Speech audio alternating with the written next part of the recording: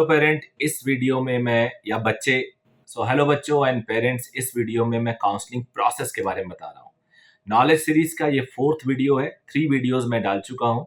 उन तीनों के लिंक मैं डिस्क्रिप्शन पे दे देता हूँ और ये 4th वीडियो है। इस वीडियो में हम प्रोसेस के बारे में जानेंगे। हम ये भी जानेंगे कि काउंसलिंग किस वेबसाइट पे होती है, काउंसलिंग में क्या क्या डॉक्यूमेंट्स की ज़रूरत होती है, काउंसलिंग के प्रोसेस में आपको क्या ध्यान देने की ज़रूरत है, क्या डॉक्यूमेंट कब लगेगा, कैसे आप सीट को अपग्रेड कर पाओ, कैसे आप अपनी सीट को इंश्योर कर पाओ और क्या उसमें कोई एक्सपर्ट की हेल्प चाहिए होती है या नहीं, क्या एक्सपर्ट के बिना आप कोई कॉलेज मिस कर सकते हो, क्या आपको पेड काउंसलिंग करानी चाहिए। इन सारी बातों का जिक्र इस वीडियो में हम लोग करेंगे। तो आगे बढ़ने से पहले आप सबसे रिक्वेस्ट है कि चैनल को सब्सक्राइब कर लीजिए। और इस चैनल पे लास्ट ईयर मैंने बहुत सारे छोटे छोटे वीडियोस डाले थे। उस छोटे वीडियोस में आपको ये भी मिलेगा कि एएफएमसी में कैसे एडमिशन लेते हैं, बीएचयू में कैसे एडमिशन लेते हैं, एएफ और जिपमर में क्या होता है, डीम्ड यूनिवर्सिटीज़ क्या होती हैं, रिफंड रूल क्या होता है, सेकेंड राउंड काउंसलिंग क्या होती है, मॉपअप क्या होती है, स्टे वैकेंसी क्या होती है, कितनी सीट्स बची हैं। तो बहुत सारी वीडियोस नॉलेज सीरीज में लास्ट ईयर, लेकिन उसमें काउंसलिंग हेडिंग था। सर्च करिएगा मेरे चैनल पे जाके तो आपको मिलेंगी। इस साल मैं एक्सक्लूसिव नॉलेज सीरीज नाम के को रखते हुए काउंसलिंग सीरीज शुरू किया हूं, तो ये ढूंढना आपके लिए आसान है। इसका मैंने एक प्लेलिस्ट भी बना दिया है, वहां से भी आप इसको निकाल सकते हैं। तो चलिए स्टार्ट करते हैं काउंसलिंग प्रोसेस को जानना। जो काउंसलिंग प्रोसेस होता है वो बेसिकली एमबीबीएस और बीडीएस सीट के लिए होता है। एमसीसी कराती है, mcc.nic.in।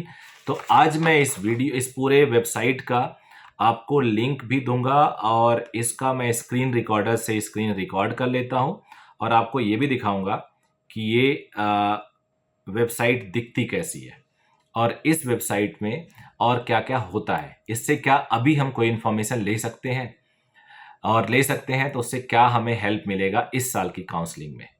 तो अब जान लेते हैं कि एमसीसी ऑल इंडिया काउंसलिंग क्या होती है और स्टेट काउंसलिंग क्या होता है। देखो बेटा, एमसीसी और जो मेडिकल काउंसिल कमेटी है, काउंसलिंग कमेटी है, वो ऑल इंडिया के 15% सीटों के लिए काउंसलिंग कराती है। हर स्टेट के जितने भी मेडिकल कॉलेज हैं स्टेट गवर्नमेंट के अधीन, उनके अंडर, उसमें से 15% सीट्स ऑल इंडिया काउंसलिंग कराती है, एमसीसी कराती है। यानी कोई भी बच्चा किसी भी स्टेट का हो और किसी और स्टेट की कॉलेज में जाना चाहे तो 15% सीटें उसके लिए आरक्षित होती हैं। इसके अतिरिक्त सेंट्रल कोटा से जो कॉलेजेस होते हैं, सेंट्रल कॉलेजेस होते हैं, जैसे कि एम्स हो गया, काउंसलिंग वो भी एमसीसी कराती है। उसमें किसी का कोई 15% 85% नहीं होता, उसमें टोटल आप कहीं से भी कोई भी बच्चा ले सकता है। डीयू कोटा भी एमसीसी काउंसलिंग कमेटी कराती है, मेडिकल काउंसलिंग कमेटी कराती है। उसके बाद सेंट्रल यूनिवर्सिटीज जैसे बीएचयू हो गया, एएमयू हो गया, जामिया हो गया, जिपमर हो गया, एएफएमसी हो गया और गवर्नमेंट कॉलेजेस के 15% सीट्स जो स्टेट का होता है वो, यानी सेंट्रल यूनिवर्सिटीज का टोटल 100% सीट्स, स्टेट का 15% सीट्स। डीम्ड यूनिवर्सिटीज एक तरह से प्राइवेट यूनिवर्सिटीज होती हैं, प्राइवेट एमबीबीएस सीट ऑफर करती, इनके 100% सीट्स की काउंसलिंग एमसीसी कराती है।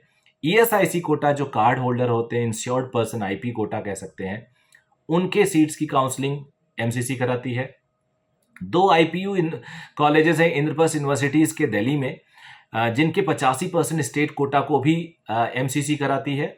वो वीएमएमसी है, वर्धमान महावीर मेडिकल कॉलेज, और अटल बिहारी वाजपेयी मेडिकल कॉलेज, ये भी एमसीसी कराती है। तो अब आपको पता चल गया कि एमसीसी की काउंसलिंग क्या कराती है। एक बार फिर से, एम्स, डीयू कोटा, उसके बाद आ जाते हैं central universities, BHU, AMU, Jamia, JIPMER, AFMC और हर स्टेट का 15% सीट्स, ईएसआईसी, डीम्ड यूनिवर्सिटीज और 2 आईपीयू यानी सेंट्रल कॉलेज, इनका काउंसलिंग एमसीसी कराती है। अब आ जाते हैं कि अब इसका प्रोसेस क्या है। जब आप एमसीसी में रजिस्टर होते एक डेट आता है तो उसमें आप फॉर्म फिल करते हैं और एक रजिस्ट्रेशन अमाउंट जमा होता है जो नॉन रिफंडेबल होता है। रिफंडेबल होता है, लेकिन अगर कुछ गलती करते हो तो वो धनराशि, वो पैसे आपके जब्त कर लिए जाते हैं। ये 10,000 रुपये होता है जनरल की कैटेगरी में और 2 लाख होता है डीम्ड यूनिवर्सिटी में। 10,000 होता है गवर्नमेंट सीट्स के लिए और 2 लाख होता है डीम्ड यूनिवर्सिटीज़ के लिए, क्योंकि डीम्ड यूनिवर्सिटीज़ की फीस भी 14-15 लाख 20 लाख होती है। तो वहाँ वो 2 लाख लेके इंश्योर करना चाहते हैं कि बंदा दे सकता है या नहीं दे सकता।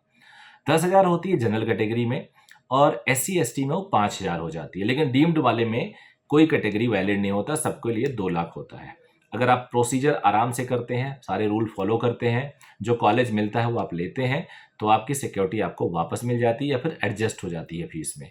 लेकिन अगर आप कोई कॉलेज मिला, आपने लिया ही नहीं, डेडलाइन बीत गया, कई कई फेज में गवर्नमेंट में आप क्विट करने का ऑप्शन होता है, लेकिन आपने नहीं किया, तो आपका पैसा वो जब्त हो जाएगा, इसीलिए सिक्योरिटी ली जाती है।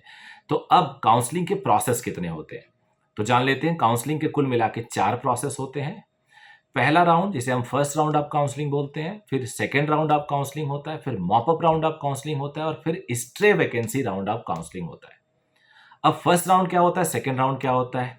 फर्स्ट राउंड होता है जिसमें सारे बच्चे पहली बार पार्टिसिपेट करते हैं और यहाँ पे सारी सीटें खुली रहती हैं सबके लिए, कोई भी चॉइस आप भर सकते हो। जितनी भी MBBS की सीट सेंट्रल काउंसलिंग वाले कराते हैं वो सारी ओपन रहती है। अब फर्स्ट राउंड ऑफ काउंसलिंग में जब सीट आवंटित हो जाता है, लोगों को डिस्ट्रीब्यूट हो जाता है, मिल जाता है, तो आपके पास एक नोटिस आता है, आप वेबसाइट पे चेक कर सकते हो। वो डेट होता है, अपने आप बच्चा चेक करता है, उनका रिजल्ट आ गया और एक मेल भी आता है। उस रिजल्ट से आप देख सकते हो आपको कोई कॉलेज अलॉट हुआ कि नहीं हुआ। अगर आपको कॉलेज अलॉट हो गया तो आपको 4 से 5 दिन का समय दिया जाएगा, कई बार 5 से 7 दिन भी होता है। उस समय में आप उस कॉलेज में जाएंगे, वहाँ अपना डॉक्यूमेंट वेरीफाई कराएंगे। अब डॉक्यूमेंट क्या क्या चाहिए मैं बताता हूँ। डॉक्यूमेंट वेरीफाई कराएंगे और डॉक्यूमेंट वेरीफाई कराने के बाद आपका वहाँ पे फीस जमा होगा और कॉलेज में एडमिशन हो जाएगा। अब यहाँ भी एक लोचा है, आपको कॉलेज मिल गया कोई भी ABCD, लेकिन आपको वो पसंद नहीं है और आपका पहला राउंड आपको लगता है अगले राउंड में हमें और अच्छा कॉलेज मिल जाएगा, तो आप वहाँ जाके एडमिशन लेना पड़ेगा और उनको बोलना होगा कि I am willing to upgrade. और ऐसा वहाँ से एक डॉक्यूमेंट भी मिलता है जो वेबसाइट पे आपको अपलोड करना पड़ेगा। ये सब आसान प्रोसेस है, चिंता मत करिएगा। तो विलिंग टू अपग्रेड में क्या होगा कि आप दोबारा काउंसलिंग में फिर बैठ सकते हो, वही सर्टिफिकेट लगा के। कॉलेज मिलने के बाद भी आपने वहाँ एडमिशन ले लिया, आपकी सीट पक्की हो गई, अब आप अपग्रेड करने के मूड में हो और आप चाह रहे हो कि मेरा एक सीट कंफर्म भी हो जाए। दूसरा केस है कि आपने वहाँ से क्विट कर लिया, एक टाइम में आप क्विट का ऑप्शन करके अपग्रेड कर लिया, आपने पहले में एडमिशन नहीं लिया, अब आप अपग्रेड में जा रहे हो, तो अब पहला एडमिशन आपका कैंसिल हो जाएगा। अगली बार एक फ्रेश आपको कॉलेज ऑफर होगा आपकी चॉइस के अकॉर्डिंग, दोबारा चॉइस फिल करने का भी मौका मिलता है, अदरवाइज वो चॉइस आप वहीं पे छोड़ सकते हो, उसी को कंटिन्यू कर सकते हो। अब जरा चॉइस पे आ जाते हैं। चॉइस आप अनगिनत जितने भी मेडिकल कॉलेज हैं सब भर सकते हो, चाहे आपका रैंक 2 लाख हो, चाहे आपका रैंक दूसरी हो या फर्स्ट हो। चॉइस आपकी अपनी अपनी चॉइस पे निर्भर करता है। आपको ये तो अंदाजा हो जाता है लगभग पिछले सालों के मैट्रिक्स को देखते हुए, आर्काइव दिया हुआ उसको देखते हुए, कि आपको कौन सा कॉलेज मिलेगा। लेकिन आपको आइडियली सारे अपने ड्रीम सीक्वेंस फिल करने चाहिए। जैसे मैंने एक वीडियो में और बताया था, ड्रीम सीक्वेंस का मतलब हुआ पहला मेरा ये चॉइस है, दूसरा ये चॉइस है, खटाखट खटाखट खटाखट ऊपर से नीचे आइए और सारे चॉइसेस को आप फिल करिए। अगर आपको सारे चॉइसेस आपने फिल कर दिए सीक्वेंस से, तो नेचुरली जो भी मिलेगा आपका अपर चॉइस मिलेगा। मान लो आपने 150 चॉइस फिल किए और आपको 130वां मिल गया, तो आपको रहेगा कि ठीक है 129 तो मुझे नहीं मिला, 130th मिला, इट वॉज माई चॉइस। अब उसके बाद अपग्रेड कर सकते हैं। तो ये प्रोसेस है, इस पे मैं एक और वीडियो बनाऊंगा आगे चल के। तो अब मैं वीडियो को बहुत लंबा ना करके थोड़ा सा और आगे बढ़ूंगा। अब हमने मान लो एडमिशन ले लिया, तो जब हम एडमिशन ले लेते हैं तो हमें कॉलेज में कौन कौन से डॉक्यूमेंट्स देने होंगे। एक होता है 10th का सर्टिफिकेट और मार्कशीट। कुछ बोर्ड में आजकल मार्कशीट सर्टिफिकेट सेम होता है, तो वो चाहिए ओरिजिनल और अटेस्टेड भी। 12th का certificate and marksheet original and attested भी। नीट एडमिट कार्ड जो आपको मिला था, जो आप प्रिंट करके लेके गए थे हॉल में, वहाँ पे कुछ मुहर उहर लगा था। उसके बाद नीट का जो फॉर्म भरे थे उसका एक्नॉलेजमेंट वो होना चाहिए या फॉर्म होना चाहिए। NEET seat allotment letter, score card जो डाउनलोड करते हो आप, वो चाहिए। अलॉटमेंट लेटर, जब आप काउंसलिंग में फॉर्म फिल करते हो तो जब रिजल्ट आता है तो उसमें एक अलॉटमेंट लेटर निकलता है, उसका प्रिंट आउट लेना होगा। उसके बाद आपकी कैटेगरी सर्टिफिकेट, अगर आप किसी कैटेगरी में आते हैं तो उसका सर्टिफिकेट। उसके बाद आपका अगला होगा 8 पासपोर्ट साइज फोटोग्राफ, और वही फोटोग्राफ जो आपने फॉर्म में लगाए हैं वो आप लीजिएगा।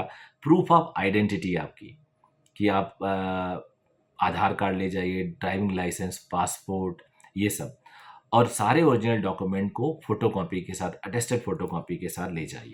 अब एक इंपॉर्टेंट डॉक्यूमेंट आता है जिसके बारे में बहुत बच्चे मुझसे पूछते हैं कि गैप सर्टिफिकेट कैसे बनाएं। बहुत सारे लोग 10th-12th करने के बाद 1 साल का ड्रॉप लेते हैं, कुछ लोग 2 साल, कुछ लोग 3 साल। अब वो ड्रॉप में आप क्या कर रहे थे, ये गैप हो गया आपका, तो गवर्नमेंट चाहती है, इसको कॉलेज चाहता है, गैप सर्टिफिकेट आप दो। गैप सर्टिफिकेट का मतलब होता है कि इस दौरान आप क्या कर रहे थे। तो इसमें पैनिक होने की ज़रूरत नहीं है, इंडिया है ये। यहाँ पे आप कोर्ट में जाइए और बोल दीजिए, तहसील, कोर्ट, कचहरी जाके बोलिए कि हमें यहाँ गैप सर्टिफिकेट बनवाना है। तो वो 10 रुपये, 50 रुपये या 100 रुपये के स्टैम्प पेपर में उनके पास एक परफार्मा होता है, उस पर टाइप वाइप करके नोटराइज्ड करके आपको दे देंगे। जब वो नोटराइज्ड करके आपको देंगे तो आप वही चीज़, गैप सर्टिफिकेट आपका बन गया, वहाँ आप लगा सकते हो।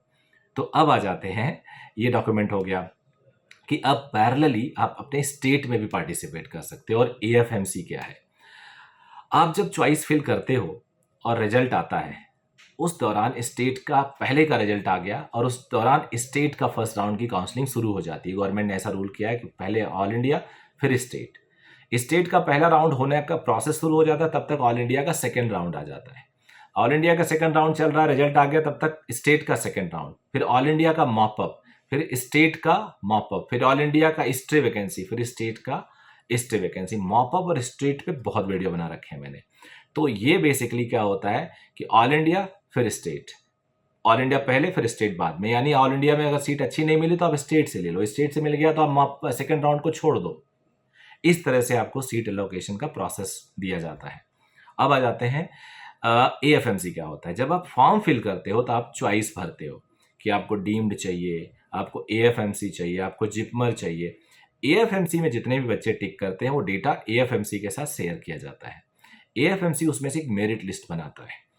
उनको पता है उनके पास नंबर ऑफ सीट्स कितनी है, उस सीट्स के करस्पॉन्ड, उसके सापेक्ष हिंदी में बोले तो कितने कैंडिडेट को उनको इंटरव्यू के लिए बुलाना है, तो एक मेरिट बनाते हैं। उन मेरिट को वो पब्लिश करते हैं अपने वेबसाइट पे। उस वेबसाइट पे आपका नाम अगर आ गया तो डेट देंगे, आप उस डेट में जाके इंटरव्यू देंगे, उसी टाइम आपकी काउंसलिंग भी चल रही होगी। अब आप इंटरव्यू देते टाइम उसके बाद वो उसमें से शॉर्ट लिस्ट करेंगे। अगर आपका नाम आ गया तो आप एएफएमसी में चले जाइए, नहीं तो आपका पैरेलली एक काउंसलिंग प्रोसेस चल रहा है, उस काउंसलिंग प्रोसेस में आ जाइए। तो एमसीसी वेबसाइट पे अगर मैं और बात करूं आपसे, मेरे सामने है एमसीसी का वेबसाइट, तो यहाँ पे बड़ी सारी चीज़ें आपके फेवर में दिखेंगी। जो आप नॉलेज सीरीज मेरा है उस नॉलेज को आप बढ़ा सकते हो। मैं स्टार्ट कर रहा हूँ इसको। अब इसमें MCC counselling, UG medical counselling को आप टिक करिएगा। यूजी मेडिकल काउंसलिंग में देखो लास्ट ईयर का डेटा बहुत सारा दिख रहा है। Notice and refund rule, notice regarding commencement of UG, urgent attention, notice for join candidate up to mop up round of UG state counselling, ये सारे points. Notice for schedule of stay vacancy, opting out option stay vacancy, schedule of stay vacancy, extension, list of join in mop up, तो बड़े सारे। Notice for list of all admitted candidate up to round 2, तो बड़े सारे यहाँ पे points हैं। यहाँ पे आप पुराने आर्काइव भी देख सकते हो, और total admitted candidate in UG 2020 counselling का भी है, और लेफ्ट हैंड में सेकेंड मॉपअप राउंड शेड्यूल दिया हुआ है, यूजी काउंसलिंग शेड्यूल दिया हुआ है, यूजी इंफॉर्मेशन बुलेटिन दिया हुआ है।